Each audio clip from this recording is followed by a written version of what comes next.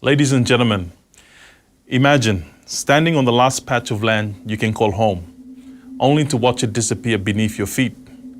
This is not a distant nightmare, it is the impending reality for my people in Tuvalu. At the relentless pace of sea level rise, Tuvalu is predicted to be engulfed by the ocean within decades. But it's not just the land we stand to lose, it's our identity, our nationhood. This time last year, I announced that Tuvalu will become the world's first digital nation, ensuring its continuing sovereignty in the face of a worst-case scenario. International law is grappling with the nuances of statehood as rising sea levels threaten to engulf nations like Tuvalu. The conventional requirement for a defined territory is being challenged, necessitating a reevaluation of what really constitutes a sovereign nation. As Tuvalu's physical land succumbs to the ocean, there is an emerging conversation around the concept of a virtual territory to preserve its sovereignty. Since last year, we have continued to digitally map our land and have now completed a detailed three-dimensional LiDAR scan of the entire country, all 124 islands and islets that make up Tuvalu. With this, we have built the foundation of our digital nation, redefining our legal territory, preserving Tuvalu for future generations, and creating a model to track and forecast rising sea levels. Defining new territory is an important step, but ultimately the continued recognition of Tuvalu's statehood hinges on the willingness of other states to acknowledge its sovereignty. In September this year, Tuvalu enshrined a new definition of statehood in its constitution, the first of its kind in the world.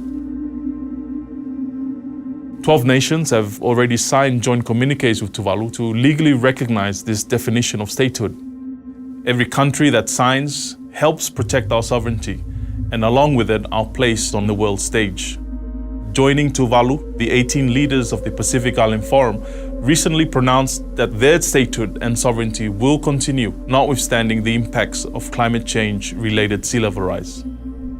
Eventually, Tuvalu's digital nation will need to serve all the practical functions of a country. So we have begun exploring a system of digital identity that can eventually connect the Tuvaluan diaspora.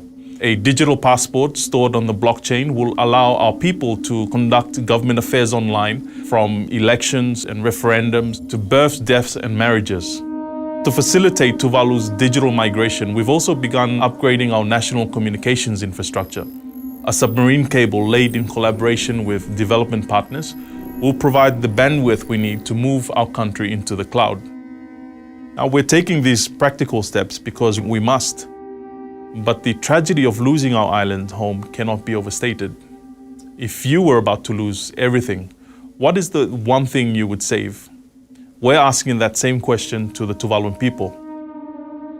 Their answers, be it artifacts of sentimental value, the sound of language from our children, the wisdom in our grandfather's stories, or the vibrant dances at our festival, will all be digitized and will become part of our digital ark. A vessel built for crisis, designed to carry the very soul of Tuvalu, preserving the essence of our nation for whatever future challenges we may encounter. Tuvalu is a small nation with a small carbon footprint. Our carbon reduction efforts alone cannot stop climate change. Unfortunately, not one country is on track to meet the targets set in the Paris Agreement. It will take immediate, decisive action from global superpowers to stop rising sea levels. The fate of our homeland is in your hands, but the fate of our country is in ours.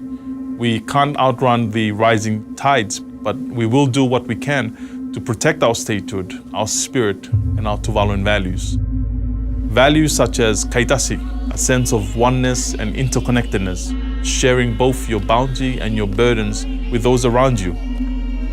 Falepili, treating one's neighbor like family. Ava, respecting one's community, and alofa, showing genuine care and concern for others.